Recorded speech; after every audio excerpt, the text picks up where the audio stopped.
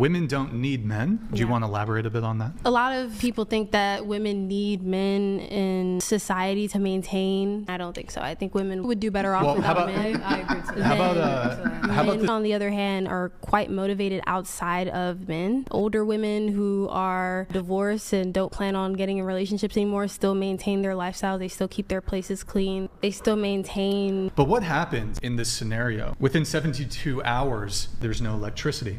There's no food, and you don't have male firefighters to put these fires out. So let's assume like a woman loses her residence. What then? Women know how to collect food. I mean, back when we were hunter-gatherers, the gatherers, being women, would you think the provide average urban woman knows how to collect food in the forest? Yeah, that's what women used to do. They used to do, but that was like taught. So you take like a man who's grown up in an urban environment and a woman who's grown up in an urban environment. They both have like very little knowledge. Do you trust your man around other women? Yes. Yeah. Do you trust other women around your man? No. If women don't even trust other women, why would they expect a man to trust women?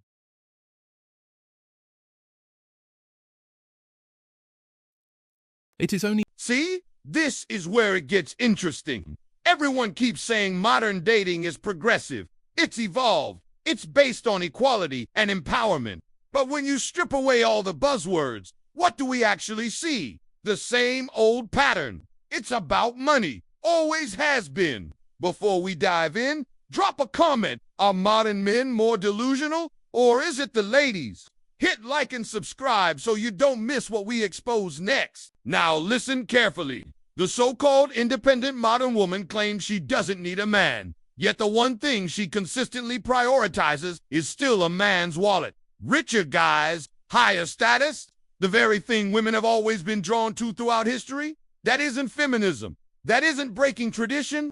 That's biology wrapped in a new marketing slogan. And here's the tragedy nobody wants to talk about. How many genuinely good men, loyal, hardworking, stable, get thrown away simply because they don't fit into this fantasy of luxury and endless comfort? Imagine being discarded not because you lack character or ambition, but because you don't meet some arbitrary financial threshold. What makes this ironic is that modern women call this stage enlightenment, but in reality, it's not new. It's not revolutionary. It's the same preference women have always had, just dressed up with hashtags and empowerment quotes. And if that's the case, we need to ask the uncomfortable question. Are we actually moving forward, or just recycling the same desires with fancier language? My channel is pretty much built for women to become better partners for their husbands or for their boyfriends. And a lot of women hate my channel. If you hate my personality, that's one thing. But if you hate my message of how to be a great partner, and then look in the mirror and say, why don't I have a great husband?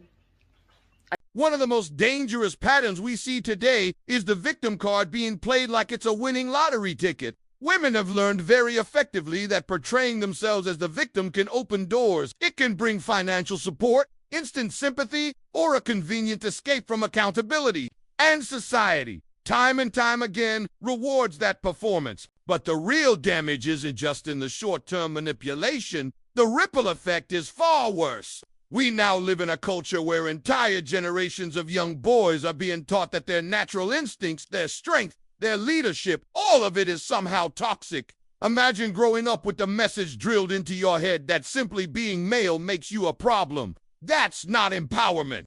That's psychological sabotage. And let's be honest, this isn't an accident. There's a very clear agenda at play.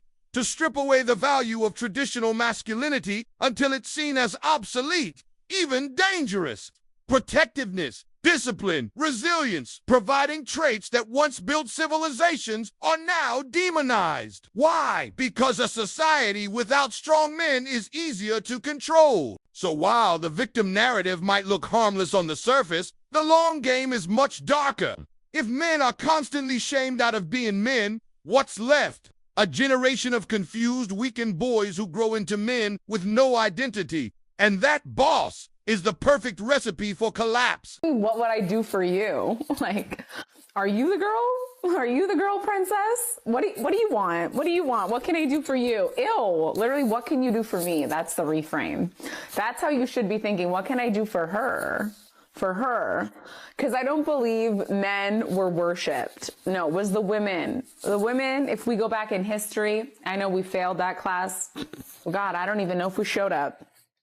And by we, I mean you. I definitely went. I failed, but I went. And I know that the women were worshipped. The men wanted to marry the women. The men showed up with gifts. They showed up with offerings. They said, I have these things I can provide. I can do for her. Let me marry her. Ask not what your man can do for you. Ask what you can do for your man. Sounds fair, right? But here's the problem. In today's culture, that mindset barely exists anymore.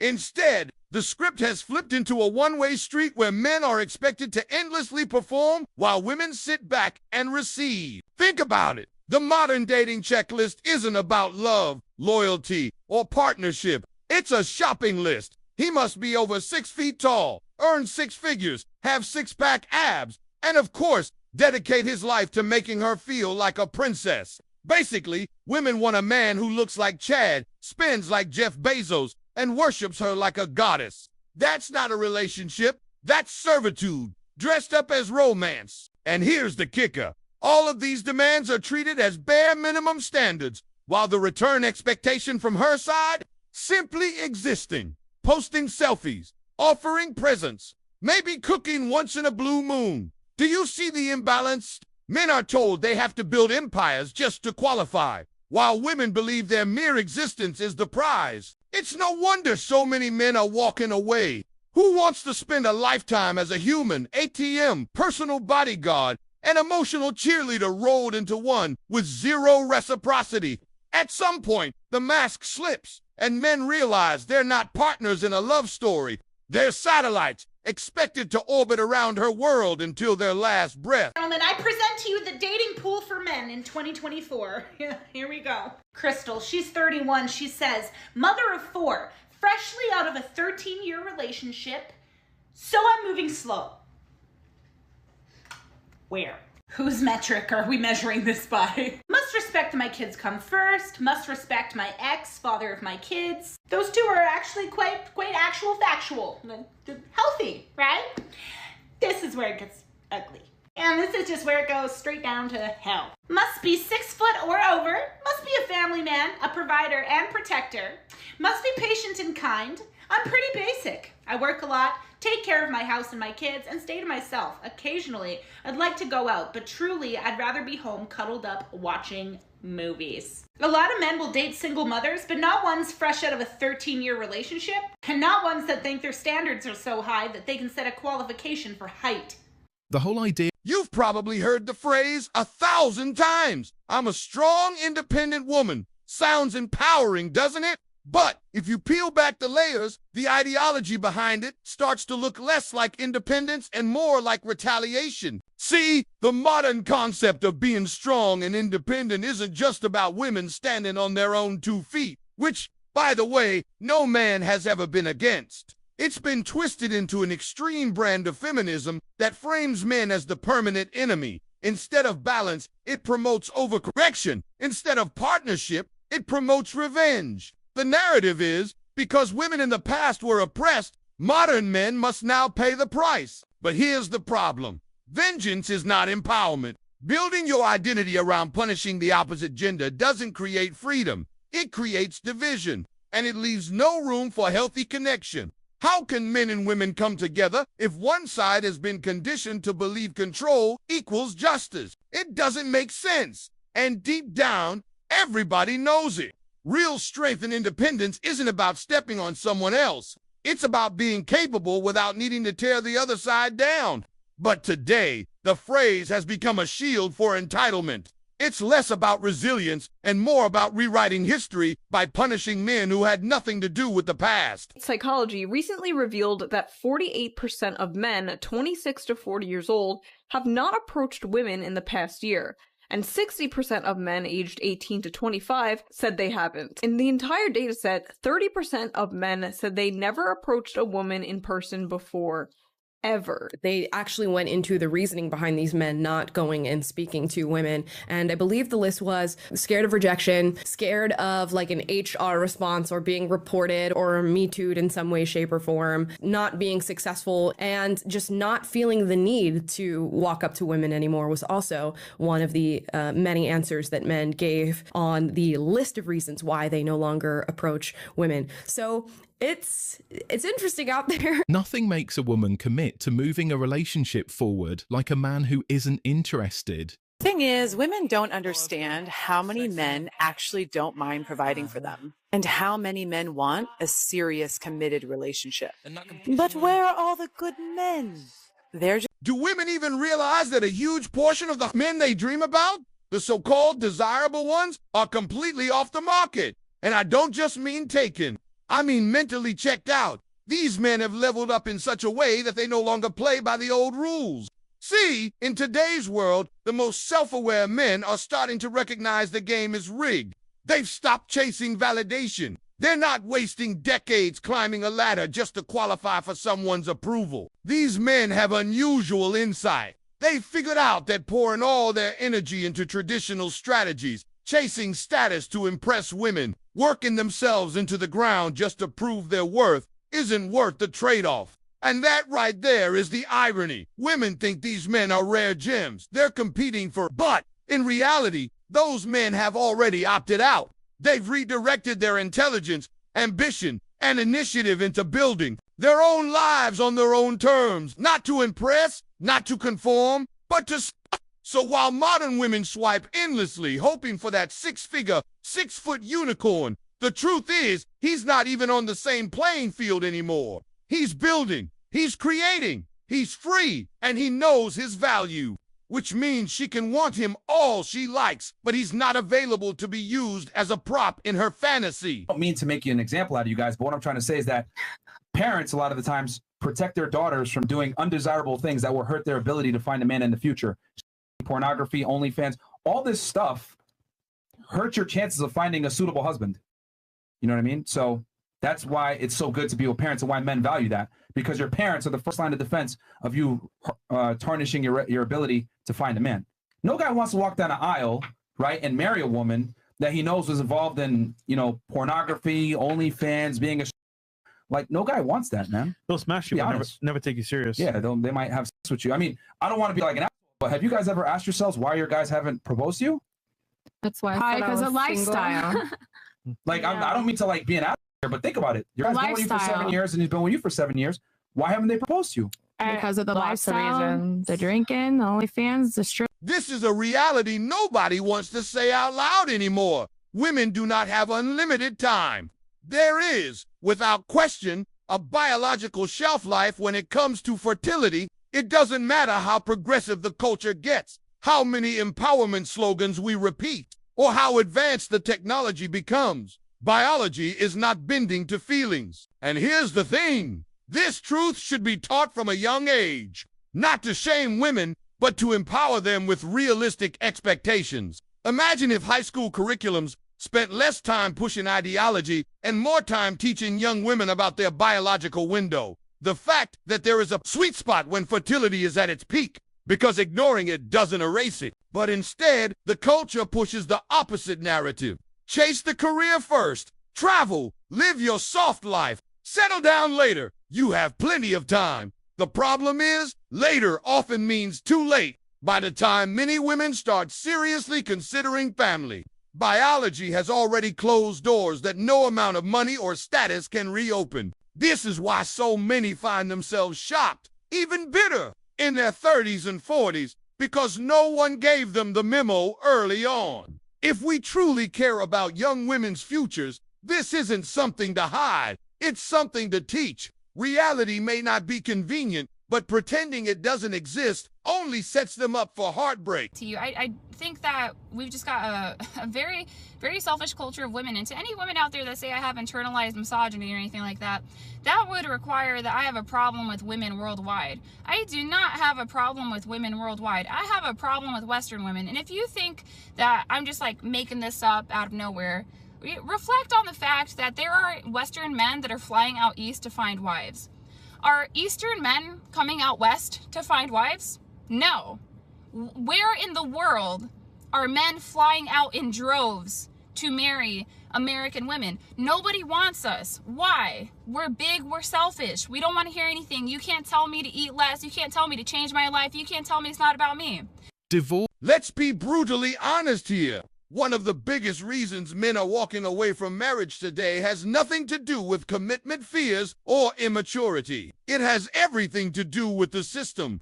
And divorce laws in the West are the perfect example. Think about it. In a society that preaches equality, the family court system is anything but equal. A man can spend years building a life, a home, and a future, only to watch it get sliced in half the moment she decides she's unhappy, assets divided, children taken, alimony payments stacked like a lifelong tax. For a lot of men, marriage doesn't look like a partnership anymore. It looks like a financial gamble where the house always wins. And the house isn't him. And this isn't some rare horror story. We've all seen it. Celebrities, athletes, everyday men. The pattern repeats. And each case sends the same message to young men watching. The risk outweighs the reward.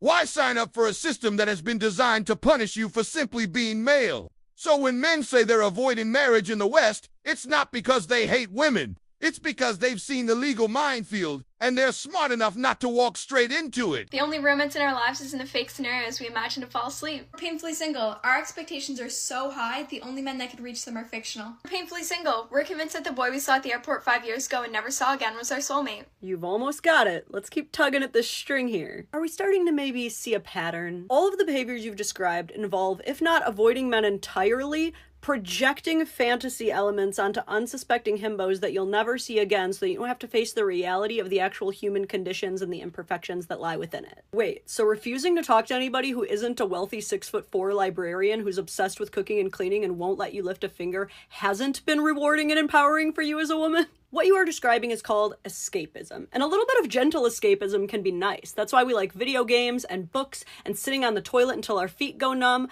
but too much of it will just keep us lonely. This is not... See? This is where the contradiction screams the loudest. We're told modern women are liberated, independent, and living by a brand new philosophy called feminism. But when you actually look at their choices, nothing has changed. They still want men with more money than they have. And that's not feminism. That's just history on repeat. Let's be real. Throughout human history, women have sought out providers, men with resources, status, security. That was survival instinct. But here's the irony. Today's strong, independent feminist, the one who claims she doesn't need a man, still refuses to date down. She wants to upgrade. She wants someone wealthier, taller, stronger, and more established. So what exactly has changed? The slogans, the hashtags, the marketing. And here's the question nobody asks. If independence truly means not relying on anyone else, why is financial hypergamy still the default? How can you chant independence on one hand, but then demand a man who outturns you on the other? At what point do we admit that this isn't empowerment? It's just the same old strategy dressed in new words. The so-called evolution of modern women looks less like progress and more like a rerun. Independence, yet still dependent. Feminism, yet still hypergamous. If history is repeating itself, maybe the real enlightenment isn't in what women are saying, but in what men are finally noticing. One evening with me, or a year's supply of this sandwich. Let me tell you something, a pastrami sandwich never asked me to Uber them home at 3 a.m. A pastrami sandwich never gave me no lip or attitude. A pastrami sandwich. Men are in trouble. Girls these days are too arrogant. I choose sandwich. These poor men. Somebody said pastrami. Oh my god. Pastrami for a night or pastrami sandwiches for a year. Somebody else said the best part of a pastrami is that it lets you eat it in peace.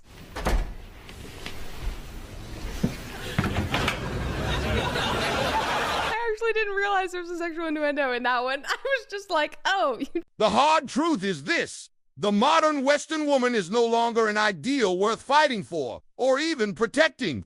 And that sounds harsh, but look around. The values that once made women precious, loyalty, grace, nurturing, respect have been replaced with entitlement, endless demands, and the belief that men exist purely to serve. So what's a man to do? Simple. Get out of the way. The best defense against a strike is not to stand there hoping to block it. It's to not even be present when the punch comes. In the same way, the best defense against a broken system is not to sign yourself up to play the losing game. Men are finally learning that walking away is not weakness, it's wisdom. And that's the shift shaking society today. When men stop chasing illusions and start protecting their peace, everything changes. The message is clear. Don't fight battles for those who wouldn't fight for you.